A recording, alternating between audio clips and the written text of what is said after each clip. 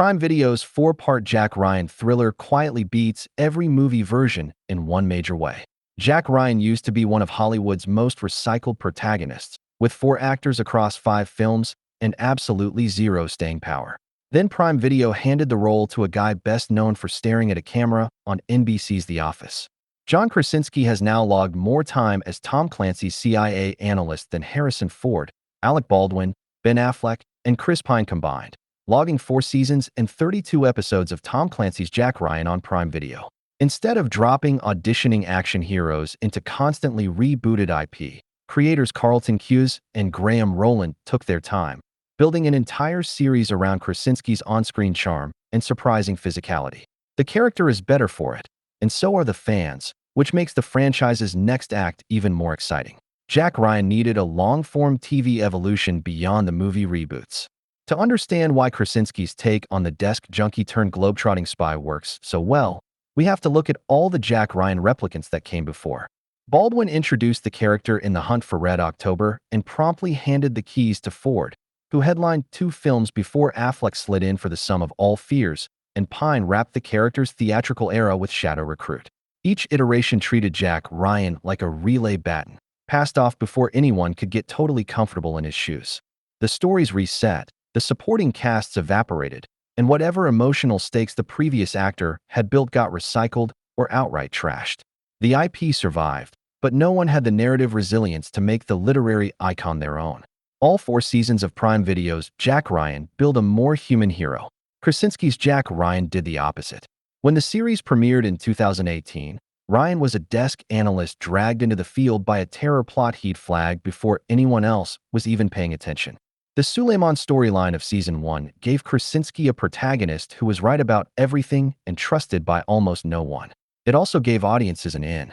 That first installment felt a bit like fans were learning who this new interpretation of the character was, right along with the actor playing him. By Season 2, Ryan had graduated to an entanglement in Venezuelan election interference, a conspiracy that required him to operate with far less institutional cover than before. Season 3 sent him fully rogue across Europe, chasing a Cold War sleeper agent conspiracy, wanted by his own government and running on nothing but instinct. Here, Krasinski got to unravel, throwing everything he had at the character and at those mini action sequences.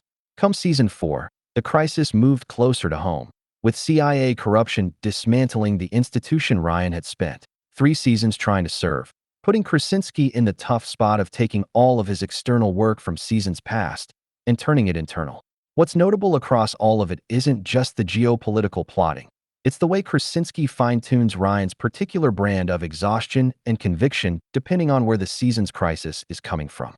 Jack Ryan navigating domestic betrayal is different than Jack Ryan operating behind enemy lines, and Krasinski understands that distinction well enough to play each version as its own thing rather than defaulting to a single setting. What Ghost War means for the future of John Krasinski's Jack Ryan. Now comes Ghost War, directed by Andrew Bernstein from a screenplay by Aaron Rabin and Krasinski himself, from a story by Krasinski and Noah Oppenheim, which means the actor has graduated to actively shaping what the character does next. The cinematic continuation brings back Wendell Pierce and Michael Kelly alongside a new addition in Sienna Miller. The setup involves Ryan and the team confronting a past danger they thought they'd taken care of, meaning Krasinski will once again pull from the well he's built to add a new layer to the character. Now obviously, actors like Ford, Baldwin, and even Affleck brought something to the character during their tenures, but Krasinski's been able to blend his comedic ability, growing dramatic chops, and hard-earned physicality to make his Ryan multifaceted in a way none of the others were. His good-natured response to a question posed during an appearance on The Late Show with Stephen Colbert, where the host quizzed him on which actor he'd best in a fight, is proof of why his take on the CIA hero just works.